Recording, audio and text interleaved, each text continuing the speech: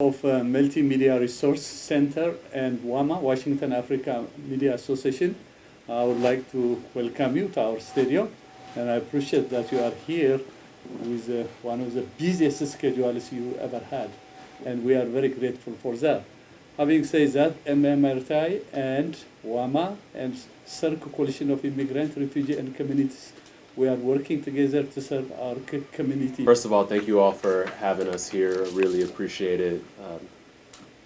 Mr. Larry Gossett, it's great to sit next to you and not be part of a campaign, but actually get to be with you and build. It's an honor.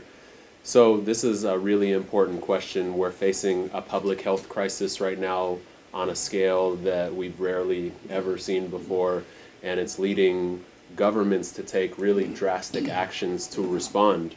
And the pace of the virus is so fast that our usual processes for getting stuff done can't work anymore, right? The usual process of getting funding and building housing is a very slow process. So I really do support giving the executives at every level of government emergency powers to expedite the usual processes. So the King County executive, the mayor, the governor, the president, they're going to have enhanced powers during emergency times because otherwise our procedures are too slow. I agree with Jeremiah.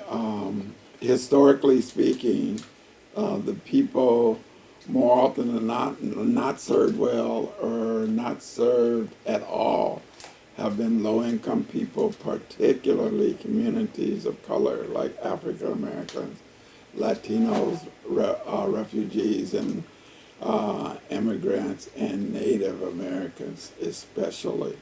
So whatever strategy we put together, we must integrate representatives from those communities, be involved in the effort to make sure that the testing is done in those communities, that there are people that know the language. We got to take into consideration language. We definitely got to take into consideration culture. And the census and the public charge, it's like, on opposite direction. Because of the public charge, people are afraid, scared. What? Public charge. Public church. You know what that is, Mm-hmm. Oh, okay. I'll tell. Public charge is, this is really focused for immigrants and their family.